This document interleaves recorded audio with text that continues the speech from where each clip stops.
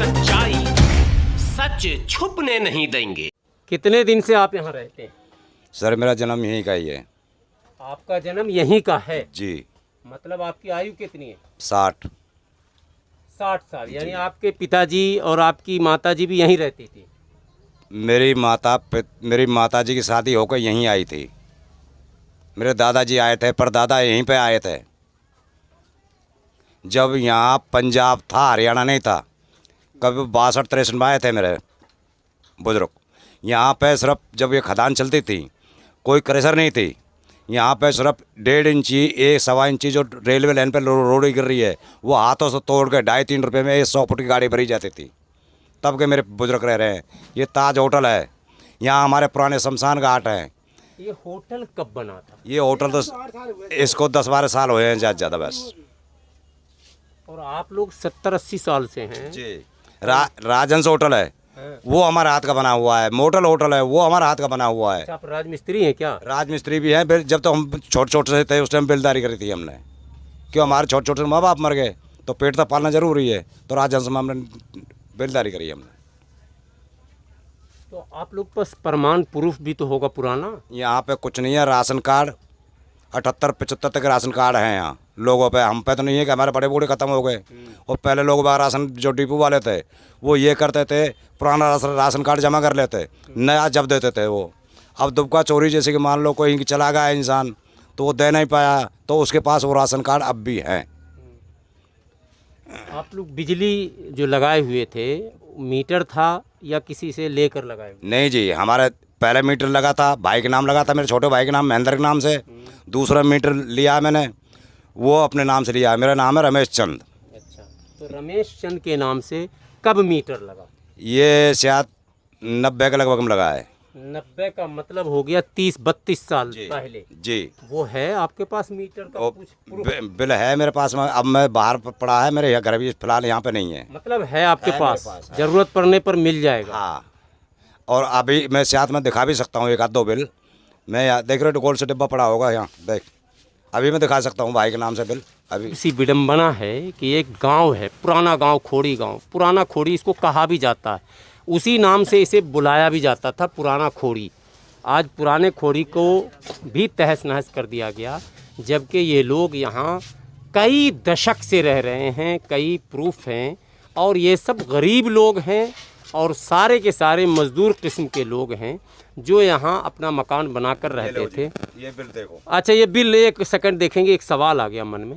आप मकान जो जिस पर अभी हम बैठे हैं, ये कै साल पहले बनाए थे जो टूट चुका है? ये फिलहाल हमने कम से कम ये शायद 85-86 में बनाया है। 85-86 में बनाया था। इससे पहले झुग्गी थी। अच्छा, कच्चा मामला था। कच्चा मामला था। और 85-86 में आपने पक्का किया। लगभग भारत के गांवों में आप जाएंगे, सन 85-80 के दशक में गांव में भी 70 से 80% मकान झुग्गी नुमा ही थे, टाट के बने हुए और मिट्टी के बने हुए। ये 90 के बाद एक दौर आया है कि धीरे धीरे लोग पक्का मकान बना रहे, तो आपने भी 85-86 में बनाया। जी। कितने बाल बच्चे हैं आपके? मेरे 3 बच्चे हैं। अच्छा, कितने साल के हैं? बड़ा है मेरे 31-32 साल का, और एक है 23-24 साल का, एक है 15 साल का। बीवी मेरी कैंसर की पेशेंट है, मैं टीबी का खुद पेशेंट हूँ। कैसे चलेगा फिर? अब ये तो ऊपर वाला जाने या मोदी जाने। मोदी जी ने जो किया है, जहाँ झुग्गी वहीं मकान के चलेगा। हमारे शमशान घाट बना दिया इसने। शमशान घाट तो इससे खूबसूरत बना हुआ है। नहीं, अब तो शमशान घाट हमारे लिए तो बना दिया। अब कहाँ जाएं, किसके पास जाएं? खाना कमाना बस की हमारे नहीं है, पेंशन हमारी नहीं है, मजदूरी हम कितनी मेहनत मजदूरी हम कर नहीं सकते। हमें तो आप लोग को कहा जाएगा कहीं जाओ, यानी बाप दादा परदादा का कोई गांव होगा, तो वहाँ कुछ है गांव में? कुछ नहीं है। गांव में घर नहीं है, जंगल में खेत नहीं है, कुछ नहीं है। जब गांव में होता तो हम यहाँ क्यों आते हैं? हमारे बड़े बूढ़े जो ज़मीन वमीन थोड़ी बहुत थी घर घूड़े की, वो भी ख़त्म है। लोग बाग ने घेर गार कर दूसरे ने कर ली, छोटी छोटी थी। वहाँ का हमारा कुछ नहीं है अब। ऐसे मूल रूप से आप लोग कहाँ के रहने वाले हैं? मूल रूप से हमारे पीछे से गांव है, जिला मथुरा नंदगांव। मतलब उत्तर प्रदेश मथुरा नंदगांव हो गया। अक्सर जो दिल्ली के नज़दीक वाले लोग थे वो ज़्यादातर यहाँ आए थे शुरू के ज़माने में। नहीं जी, यहाँ तो हमारे जो एरिया है पलवल साइड का और हमारे मथुरा साइड का ये आया था सबसे पहले यहाँ पे।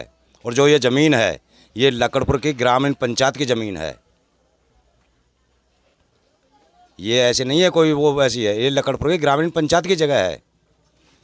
अब आप लोग क्या करेंगे, कैसे लड़ाई लड़ेंगे अपने अधिकार की? अगर संगठन बना रहा हम सारे मजदूर एक रहे तो लड़ाई भी लड़ने को तैयार हैं जैसे भी है। अब सरकार के आगे कहाँ क्या क्या करें, इनको दिखाई ना दे रहा, अंधी सरकार नहीं है, सब पता है इनको क्या हो रहा है, इन गरीबों को साथ में क्या करना चाहिए क्या नहीं करना चाहिए। आप करें डबुआ कॉलोनी में फ्लैट बने हुए हैं, उनमें एक रूम है, अभी इस परिवार को लेकर वो भी गारंटी हुआ आपको, कोई आया बताने कि वो मिल जाएगा? अब बता रहे हैं कोई गारंटी नहीं, हवा में है ना, आपसे कोई सर्वे हुआ, लिखत पढ़त हुआ? अभी कुछ नहीं हुआ है, अभी कोई सर्वे नहीं है, कोई लिखत पढ़त नहीं है, खाली ये बोल रहे हैं कि आपके डबुआ में है मकान मिल जाएंगे, वो भी 5 लाख रुपया में मिलेंगे, फ्री में वो भी नहीं है। 15 साल तक आपको 2500 रुपये महीने किस्त देनी है और 20,000 रुपये पहले जमा करना है।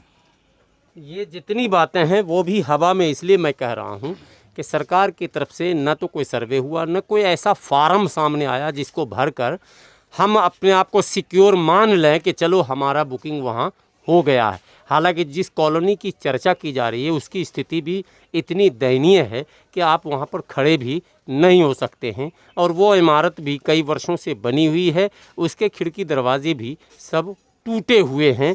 लेकिन बहरहाल मरता क्या नहीं करता, सरकार अगर विकल्प देती है पुनर्वास के नाम पर तो उसे स्वीकार किया जाएगा। लेकिन यहाँ तो अब तक जितनी बातें हैं वो हवा में हैं, अनिश्चितता बनी हुई है। लोग ये अब तक समझ नहीं पा रहे हैं कि हम जाएं तो जाएं कहाँ, कितने पुराने लोग हैं, किस किस परिस्थिति में आ रह रहे हैं, ये सब कुछ यहीं के लोगों की ज़ुबानी मैंने आप तक पहुँचाने की कोशिश की।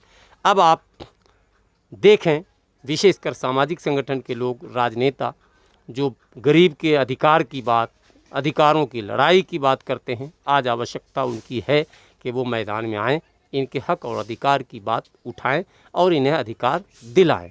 पल पल का अपडेट आपको हम देते रहेंगे, बने रहें आप देश की सच्चाई के साथ।